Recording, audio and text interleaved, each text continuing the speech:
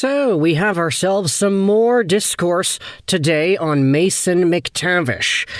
Yeah, I know some of y'all might be a little bit upset or kinda antsy about this topic. Man, when will this guy just sign?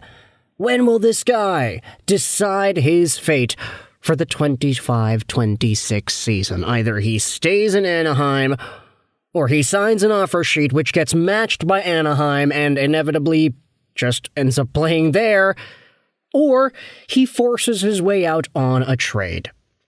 You could also be asking, why is it that Mason McTavish, Anaheim Ducks young forward, 22 years old, why would this guy be interested in leaving? And that, I think, was actually explained pretty well by none other than Pierre McGuire. Let's go out there and read this tweet over here as posted by, who was it? Here it is. It was Bob Sanders. The post was made by NHL Rumor Report 2 days ago. Jeff Merrick's report on Mason McTavish. The way that I'd put it is, he's more available now than he's ever been. The question by NHL Analysis is, why is this player even available?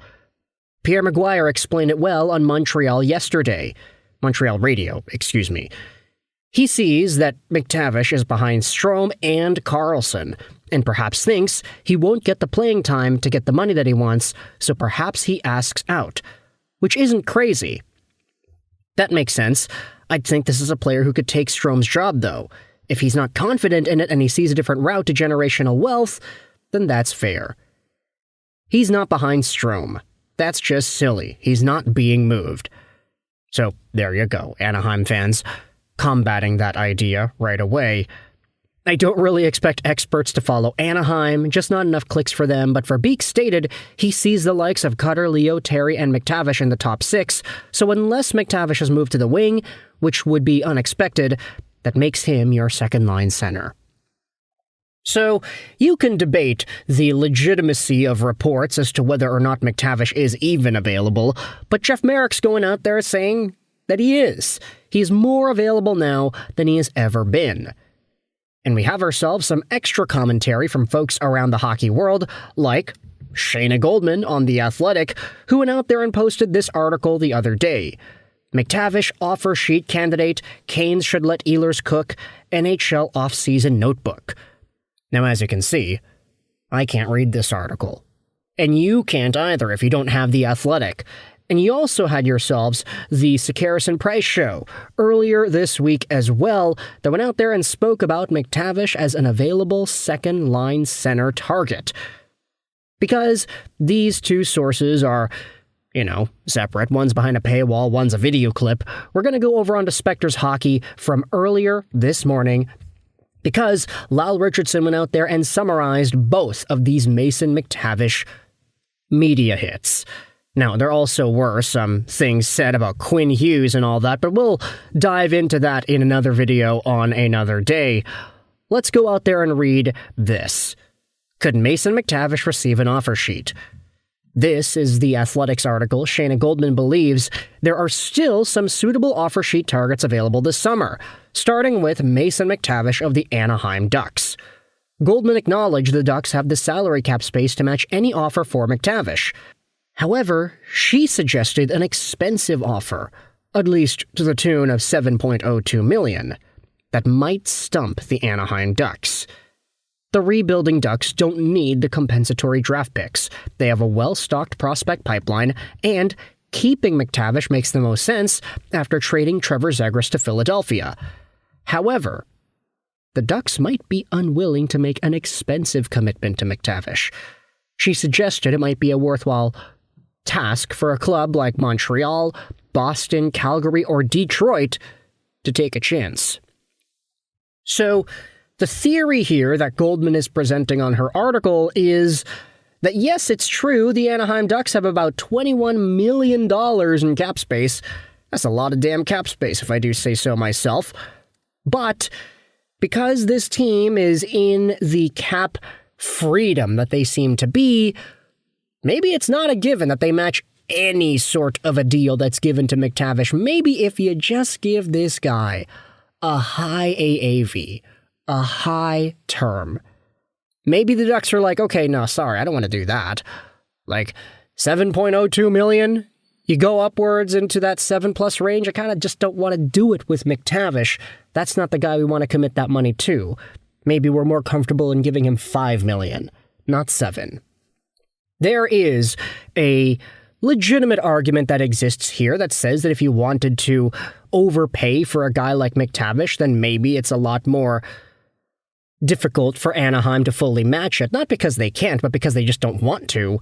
If we head over to Puckpedia and their offer sheet compensation page, where is it? Offer sheets, here we go. Offer sheets, and then the compensation. Here it is. So, $7.02 million. If you go under that amount, you will be giving over a first and a third. But if you go over that amount into the 702 to 93 range, you will give a first, a second, and a third.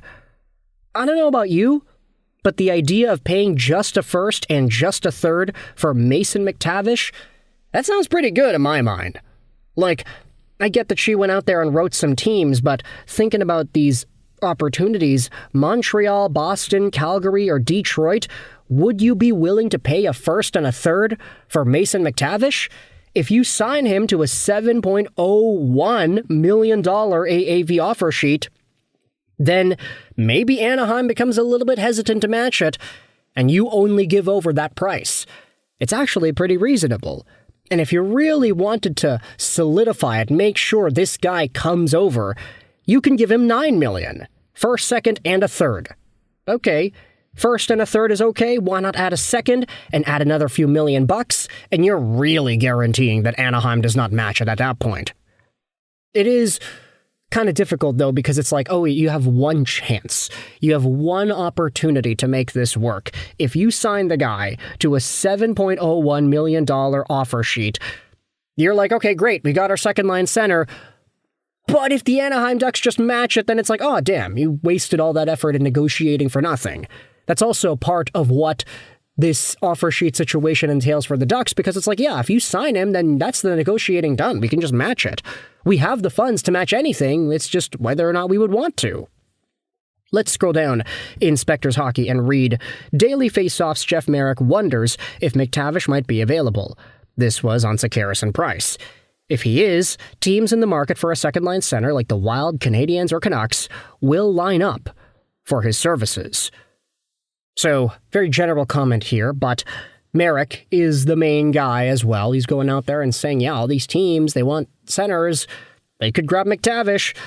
Let's go out there and read what Spectre's note went out there and said here.